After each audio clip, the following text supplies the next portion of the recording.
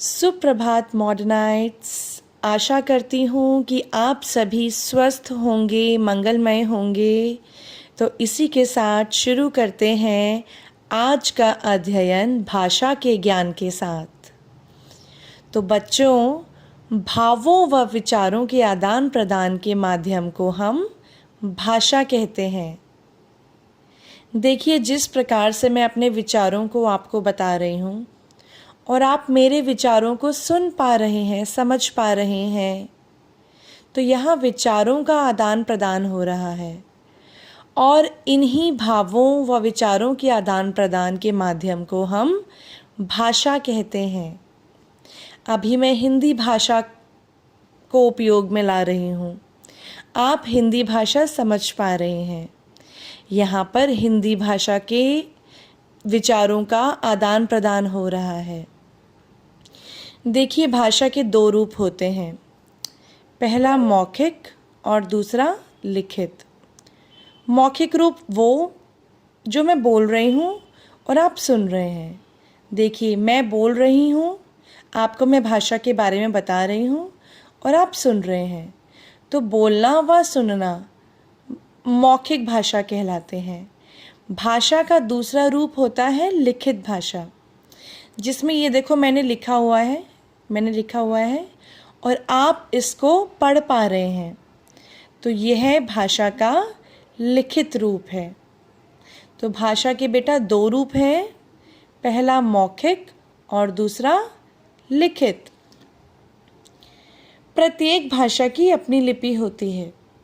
ये देखिए, ये जैसे लिपि है, मैंने लिखा है जैसे ज, इसके ऊपर ए की मात्रा लगाई गई है, स, ए की मात्रा।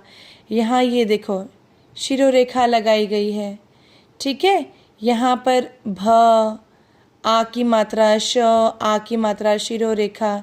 ये देखो हिंदी में ये ई की मात्रा, यहाँ पर अनुस्वार है, यहाँ पर द पर ई की मात्रा लगी हुई है।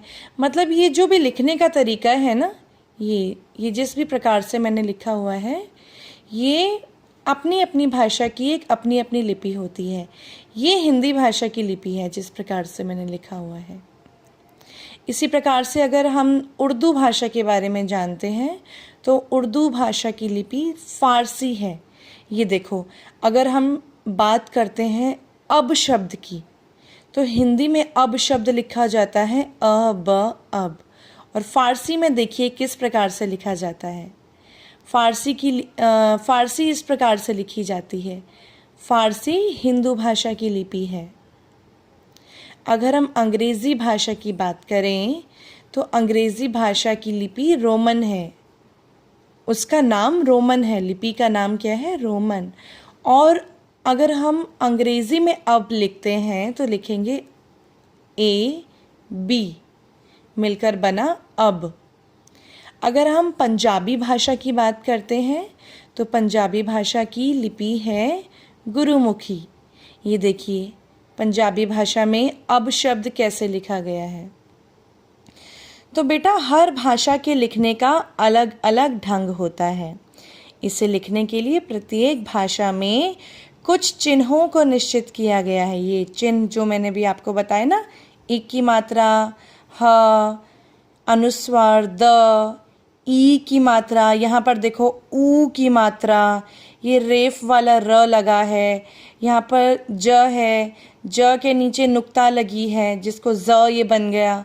तो मतलब ये जो भी सब कुछ मैंने लिखा हुआ है, ये एक चिन्ह पहले से ही निर्धारित है जो आप समझ पा रहे हैं।